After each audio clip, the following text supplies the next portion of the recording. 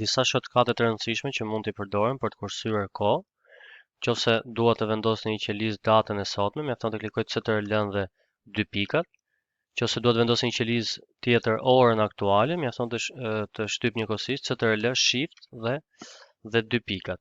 Nëse dua të ndryshoj formatin e datës, për shembull nuk e dua me ditën, muajin edhe muajin, ditën dhe vitin, po dua të ta shënoj, po themi 2 shkurt 2022, mjafton që të shënojmë CTRL Shift edhe numrin 3. Dhe automatikisht ndryshon formatin e datës. Nëse dua që në këto, po themi në disa qeliza t'i vendos një vijë në mes.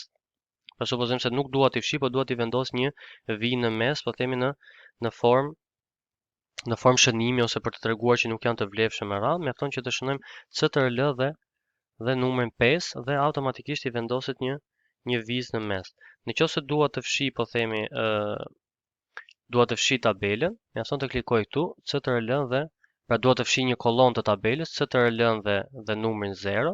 Nëse dua të fshi këtë rreshtin, CTRL dhe numrin 9.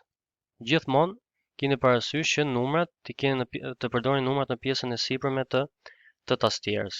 Ose kush ka laptop, ato që janë tek pjesa e numrave. Nëse dua, pra kam hapur më shumë se sa një workbook, pra kam, po themi, supozojmë kam 2 ose 3 workbook, mjafton që të shënojmë CTRL dhe F6 dhe automatikisht kalojmë nga njëri workbook te tjetri, pra kur kemi, po themi, më shumë se një, me qëllim që të kursejmë kohë. Nëse dua të, po themi, të editoj një qelizë të caktuar, mjafton të klikoj F2-shin këtu dhe automatikisht e bën të editueshëm, pra zëvendëson këtë pjesën e klikimit 2 herë me anë të mouse-it. Atëherë, nëse dua, po themi, të zgjedh të gjithë tabelën, ose klikoj këtu, pra këtu tek pjesa që i kap të dy anët, edhe rreshtat edhe kolonat, ose mjafton të klikoj në një qelizë të tabelës dhe të shtyp CTRL dhe anë.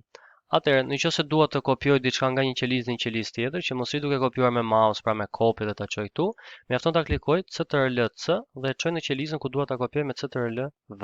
Nëse dua të bëj cut paste, këtë e bëj CTRL Z dhe këtu e bëj CTRL V pastaj. Nëse dua, po themi, të kaloj për të lëviz përgjatë tabelës, mjafton të shtyp CTRL dhe pastaj mbaj shtypur shigjetat, po themi, që janë page down ose page up, nëse dua të kaloj djathtas, pra këtu mjafton të mbaj CTRL shtypur dhe lëviz